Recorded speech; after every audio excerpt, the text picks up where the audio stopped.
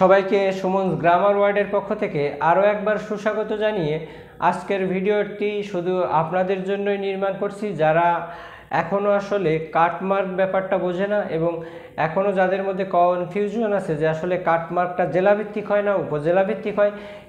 এবার তো আরও সমস্যা হলো যে গতবার আমরা দেখেছি যে যখন যে জেলায় পরীক্ষাটা অনুষ্ঠিত হয়েছে সমস্ত জেলার সবগুলো উপজেলাতে অনুষ্ঠিত হয়েছে, কিন্তু এবার যেহেতু 3টে ধাপে পরীক্ষা অনুষ্ঠিত হবে তো এখন দেখা যাচ্ছে প্রথম ধাপে যে 22টি জেলার পরীক্ষা অনুষ্ঠিত হবে সেখান থেকে 14টি জেলার সমস্ত অংশের পরীক্ষায় কমপ্লিট হবে, অর্থাৎ সবগুলো উপজেলার পরীক্ষা একদিনে অনুষ্ঠিত হবে। এবং যে বৃহত্তর জেলাগুলো আছে যশোরের মতো কিছু বৃহত্তর জেলা, এই জেলাগুলোর কিন্তু উপজেলা ভাগ করা হয়েছে, অর্থাৎ টোটাল জেলার যদি 6টা উপজেলা থাকে তা 3টে উপজেলার পরীক্ষা আগে অনুষ্ঠিত হবে, 3টে পরে হবে। তো যার কারণে এখন কিন্তু আমাদের মধ্যে একটা কনফিউশন কাজ করছে যে আসলে একই জেলায় কি একই প্রশ্ন হবে? একই প্রশ্ন তো হবে না, কারণ দুটো ডেটে পরীক্ষা হলে কিভাবে এক প্রশ্ন হবে। তো প্রশ্নপত্র দুটো হবে এবং আপনার প্রতিযোগিতাটা হবে শুধুমাত্র আপনার উপজেলার প্রার্থীদের সাথে, অর্থাৎ আপনার জেলার প্রার্থীদের সাথেও হবে না, আপনার নিজ উপজেলার প্রার্থীদের সাথে হবে। তো আমি বলছি যে আসলে কাটমার্ক বলতে আসলে সেই মার্কটাকে বোঝায় যখন কোনো পরীক্ষায় সর্বনিম্ন কত মার্ক পেয়ে কেউ টিকলো সেই মার্কটাকে কাটমার্ক বলে। অর্থাৎ আপনার উপজেলায় যদি মোট 50টা সিট খালি থাকে এবং 50তম ব্যক্তি যদি আপনার 50 মার্ক পায় তবে তাকেই কিন্তু আপনার সর্বশেষ কাটমার্ক বলা হয়। তো আমি এবার বলবো যে যদিও কোটা বাতিল আসলে খাতা কলমে হয় নাই বা সেই মামলা নিষ্পত্তি হয় নাই, তারপরেও আমার মনে হয় গতবারের মতোই এবারও মেধার জয় হবে। কোটা খুব বেশি প্রভাব আপনার উপর রাখতে পারবে না।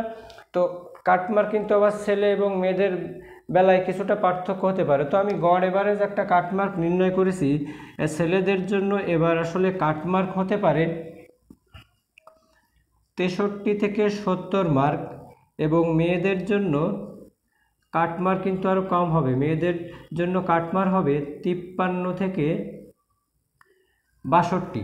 তো কোনো একটা উপজেলায় যদি কোনো ছেলে 63 মার্ক পেয়ে থাকে বা 63 থেকে 70 পেয়ে থাকে তবে আমি বলতে পারি, অন্তত 90% শিওরিটি দিতে পারি যে তার কিন্তু ভাইবা দেওয়ার সম্ভাবনা রয়েছে।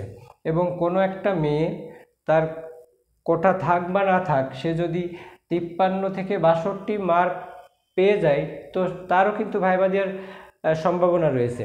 তো যেহেতু আমাদের এবার প্রার্থী কিন্তু 13 লাখ, তো এই 13 লাখ থেকে আমরা যদি প্রকৃত প্রার্থী নির্বাচন করতে চাই বা প্রকৃতপক্ষে কতজন এই পরীক্ষার জন্য প্রিপারেশন নিয়েছে সেটা দেখতে চাই, তো প্রকৃত প্রার্থী কিন্তু একেবারে কমে আসবে। তো আমরা যদি ধরি এই 13 লাখ প্রার্থীর মধ্যে 5 লাখ প্রার্থী আটমোস্ট চেষ্টা করছে এই চাকরিটা পাওয়ার জন্য, তো বাকিগুলো কিন্তু একটা পরীক্ষা দিতে হয় তাই দিচ্ছে। তো আমি বলবো যেহেতু এবার আমাদের 45,000 শিক্ষক নিয়োগ হবে এবং আমাদের নিয়োগটা স্বচ্ছতার জন্যও কিন্তু আমরা বারবার প্রাথমিক শিক্ষা অধিদপ্তর থেকে বিভিন্ন কর্মকর্তার কাছ থেকে শুনছি যে আমাদের এবার হাতের লেখা জাস্টিফাই করা হবে বা আমাদের জেলা প্রশাসনকে খুব কড়াভাবে নির্দেশনা দেওয়া হয়েছে পরীক্ষাটায় কোনোভাবে যেন প্রশ্নপত্র ফাঁস না হয়। অর্থাৎ স্বচ্ছতার জন্য কিন্তু প্রাথমিক এবং গণশিক্ষা মন্ত্রণালয় তাদের আন্তরিকতার ঘাটতি রাখছে না। তো তারপরেও হয়তো দুর্নীতি কোথাও কিছু হলেও হতে পারে, সেটা অন্য ব্যাপার, ধানের মধ্যে চিটা থাকবে, এটাই স্বাভাবিক। তো আপনি যদি মনে করেন যে না যে করেই হোক আমাকে চাকরিটা পেতে হবে, তো এই অল্প সময়ে আমি ইতিপূর্বে কয়েকটা সাজেশন আমার চ্যানেলে আপলোড দিয়েছি, তো সেই শর্ট সাজেশনগুলো আপনারা ফলো করতে পারেন। তো আপনাদের জন্য শুভকামনা থাকলো। আজকের মতো এই পর্যন্ত। ভিডিওটা ভালো লাগলে অবশ্যই একটা লাইক দিবেন, চ্যানেলটি নতুন দেখে থাকলে সাবস্ক্রাইব করবেন, কিছু জানা বোঝার থাকলে অবশ্যই কমেন্ট বক্সে জানিয়ে দিবেন। আমার যতটুকু জানার আপনাদের জন্য চেষ্টা করব জানিয়ে দেওয়ার। ধন্যবাদ।